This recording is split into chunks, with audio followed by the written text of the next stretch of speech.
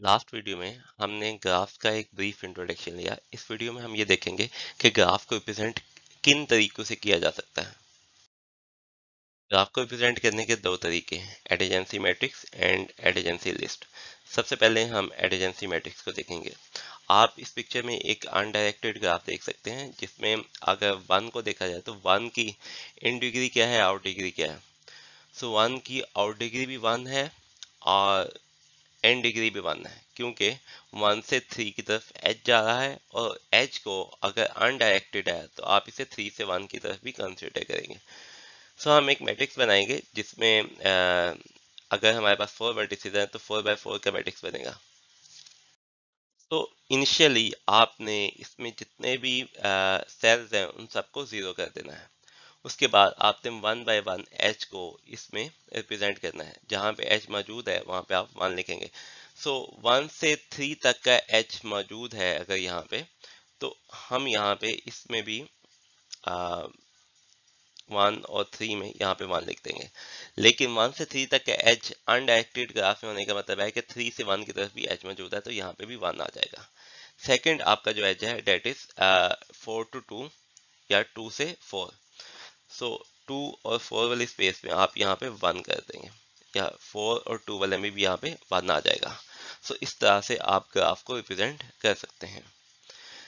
Let's say यहाँ पे मैंने एक मजीद एज इंट्रोड्यूस करवा दिया वन से वन तक का, तो वहां पे भी वन ऐड हो जाएगा। यही काम अगर आप डायरेक्टेड ग्राफ के लिए करेंगे तो एक तरफ आप इसको एज अ सोर्स ले लें, एक तरफ डेस्टिनेशन ले लें। सो अब वन से थ्री तक के एज का मतलब है कि सिर्फ वन से थ्री तक एज मौजूद है, थ्री से वन तक मौजूद नहीं है।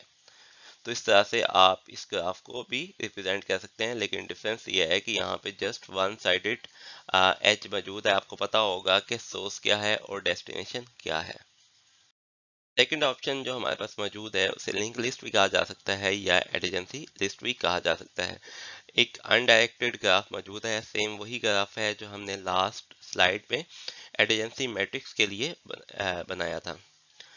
सो यहाँ पे आपके पास वन टू थ्री फोर तीन वर्टिसेस हैं। उसके लिए आपने ये फोर लिंक लिस्ट बना लेनी है। जो लिंक लिस्ट नंबर वन है उसमें वन के जितने भी एजेस हैं वो मौजूद होंगे।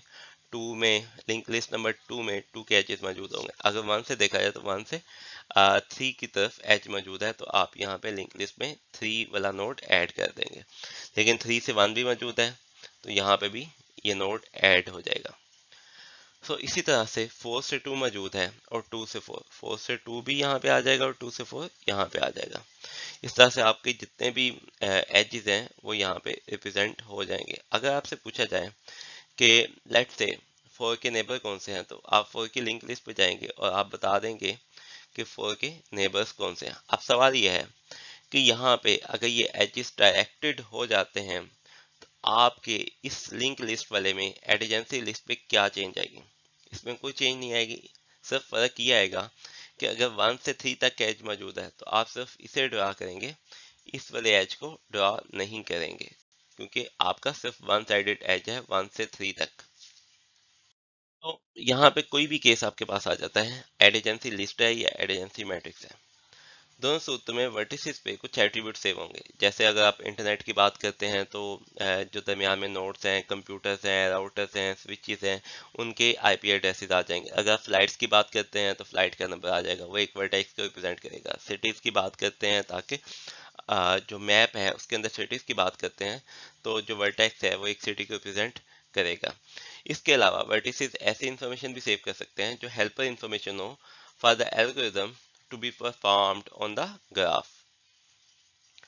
सो हमें कौन से ऑपरेशन इस पे चाहिए होंगे ग्राफ पे? हमें सबसे पहला ऑपरेशन जो चाहिए डेट इज एज मेंबरशिप, कि कोई भी एज ई सेट ई में मौजूद है या नहीं, सेट ऑफ एजेस में कोई भी एज मौजूद है या नहीं।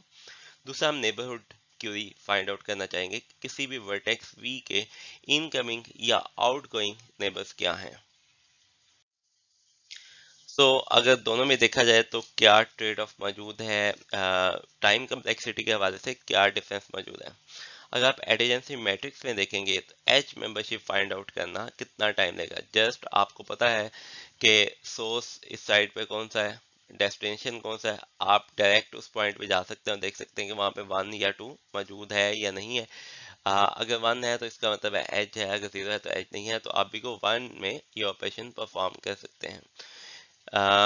इसी में अगर आपने नेबरहुड क्यूरी फाइंड आउट करनी हो तो अगर आपको v वर्टेक्स, v की जो वैल्यू है number of vertices that is n, so जितने भी वर्टिसेस हैं उतनी दफा आपको एरे में लूप लगाना पड़ेगा। सो अगर लेट से आप यहाँ पे 1 है, 1 के नेबर्स देखना चाहते हैं तो आप यहाँ पे एक लूप लगाएंगे और इसमें देखेंगे कि कितने नेबर्स मौजूद है, कितने यहाँ पे 1 है। सो ये भी को n टाइम लेगा। जो स्पेस रिक्वायरमेंट है डेट इज n स्क्वायर, अगर n वर्टिसेस हैं तो n स्क्वायर स्पेस लगेगी। अगर यहीं पे एडिजेंसी लिस्ट में देखा जाए तो ये ऑपरेशंस कितना टाइम लेंगे। तो अगर मैं ये कहूँ कि आपने बताना है कि 4 जो है वो 2 का मेंबर है या नहीं है वर्टेक्स वी का, v से w तक एज मौजूद है, सो जितने डिग्री v की होगी या w की होगी उतना टाइम लगेगा एच मेंबरशिप फाइंड आउट करने में। सो जब आप नेबर्स फाइंड आउट करेंगे तो किसी भी वर्टेक्स v के नेबर्स फाइंड आउट करने में उतना टाइम लगेगा जितनी उसकी डिग्री है।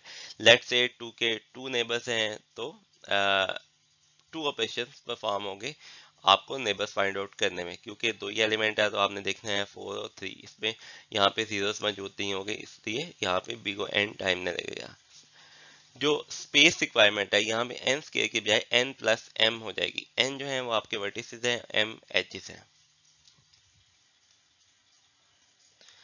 तो अगर आपके स्पार्स ग्राफ है, स्पार्स ग्राफ से मुराद ये है कि एजेस बहुत ज़्यादा आपस में कनेक्टेड नहीं है, तो बेहतर है कि आप एडिजेंसी लिस्ट यूज़ करें। हमारे जितने भी आगे लेक्चर आएंगे उसमें हम एडिजेंसी लिस्ट को यूज़ करेंगे। जो फर्स्ट क्वेश्चन है इस वीक की असाइनमेंट का, date is to represent the graph using the adjacency list. So आपके पास जो इनपुट आएगी वो एक टेक्स्ट फाइल में आएगी। उस टेक्स्ट फाइल में क्या इन्फॉर्मेशन होगी, सबसे जो फर्स्ट लाइन है उसमें नंबर ऑफ वर्टिसेस होंगे। लेट्स से आपके पास 4 वर्टिसेस हैं। जो सेकंड लाइन है उसमें उन वर्टिसेस के नेम्स होंगे। लेट्स से वर्टिसेस के नेम हैं A B C D. Line number 3 में नंबर ऑफ एजेस होंगे। लेट्स से आपके पास 3 एजेस हैं। और लाइन नंबर 4 से ऑनवर्ड उन एजेस को एक एक लाइन पे रिप्रेजेंट किया जाएगा। लाइन नंबर 4 पे पहला एज है कि बी से सी तक का एज मौजूद है। सेकंड जो लाइन है इसके बाद डेट इज लाइन नंबर 5, उसमें ये हो सकता है लिखा हो कि सी से ए तक का एज मौजूद है। सो अगर 3 एजेस हैं तो यहाँ पे 3 एजेस मौजूद होंगे। एक और इंफॉर्मेशन जो इसमें मौजूद होगी, that is this graph is directed और नॉट। अगर यह डायरेक्टेड ग्राफ हुआ तो अंडरस्कोर के बाद यहाँ पे वर्टिसेस के साथ 0 लिखा होगा, अदरवाइज यहाँ पे 1 होगा। आपका जो टास्क है वो ये है कि इस फाइल को आपने रीड करना है, इसको ग्राफ डेटा स्ट्रक्चर में सेव करना है और 2 से 3 क्वेश्चंस यूजर से पूछने हैं। यूजर आपसे पूछ सकता है कि मेरे पास कितने वर्टिसेस हैं, आपने उसको नंबर ऑफ वर्टिसेस, उन वर्टिसेस के नाम डिस्प्ले करवा देने हैं। सेकंड क्वेश्चन आपसे पूछा जा सकता है कि कितने एजेस मौजूद हैं। थर्ड क्वेश्चन ये पूछा जा सकता है कि क्या ए से बी तक का एज है या नहीं है, वो आपने फाइंड आउट करना है। और इसके अलावा किसी भी वर्टेक्स के नेबर्स आपसे पूछे जा सकते हैं। सो इसको आपने किसी भी लैंग्वेज में इम्प्लीमेंट करना है। This is question number 1। इसके जो बाकी क्वेश्चन हैं वो अगली वीडियोस में डिस्क्राइब किए जाएंगे। तो हमने इस वीडियो में देखा कि ग्राफ डेटा स्ट्रक्चर को रिप्रेजेंट किन तरीकों से किया जा सकता है। आने वाले लेक्चर्स में हम एडिजेंसी लिस्ट को यूज़ करेंगे और बाकी जितने भी एल्गोरिथम्स हैं जो ग्राफ पे परफॉर्म किए जा सकते हैं उन्हें अंडरस्टैंड करने की कोशिश करेंगे, जिनमें डेप्थ फर्स्ट सर्च और ब्रेड्थ फर्स्ट सर्च वगैरह शामिल हैं।